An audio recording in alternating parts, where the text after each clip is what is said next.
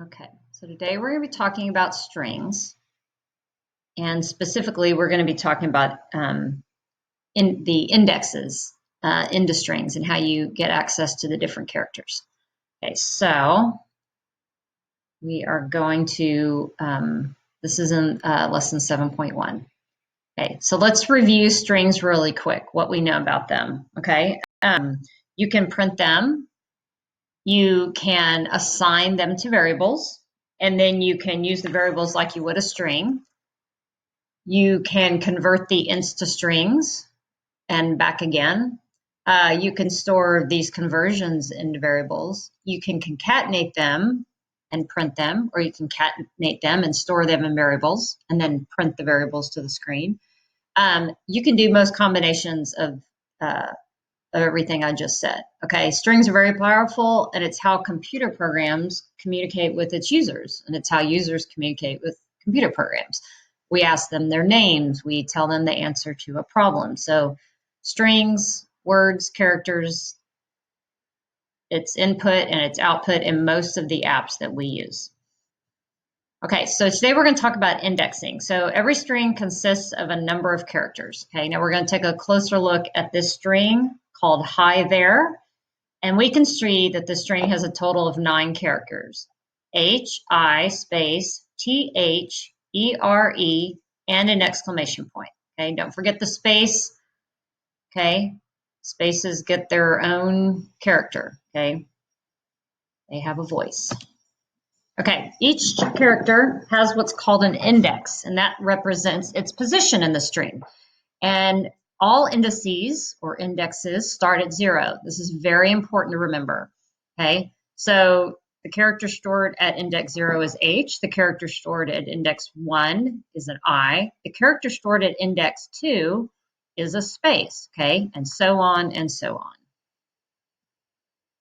Okay, and in Python, each character can also be identified with a negative number, which is very useful because sometimes you want to know, you want to access the last character in a string that you have in a variable, but you're not actually sure how long the string is. So Python has this feature that lets us just automatically access the last string.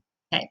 So the rule here is that the last character always has the index -1, and as you go left, the indices go down or increase negatively each time. So in this case, I can always access the last character by -1.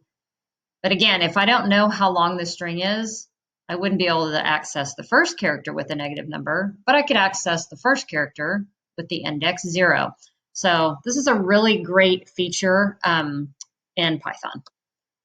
Okay, so each character in a string can be identified by a couple of different numbers. Okay, so H can be identified with the index 0 or -9 in this case, and the exclamation point can be accessed with the index 8 or the index -1. Okay, so where do we use this? Okay, we can print a whole string, and we don't need the index to do that. S equals hi there, print S, and you print hi there. Okay, you can print pieces of a string. Okay, I can use an index to print just a single character from a string. Now remember, you have to use a bracket. Okay, not remember, but this is the first time you've done this. So you have to use a bracket to access it. So I say S, index 0 prints H, S index 2 prints the space, and if I wanted to print the last character, I could say S, index -1, and I get the exclamation point. Okay, so you have to use the brackets. If you say print S in parentheses -1, you're going to get an error. If you say print S bracket 9, you will get an error because it only goes, this string only goes from 0 to 8. There is no character at 9, so this one will give you an error as well. Okay, so this is all we're doing for lesson 7.1, and string index finds the element that exists at that particular index value. So you should be able to look at the example and do the two problems in 7.1.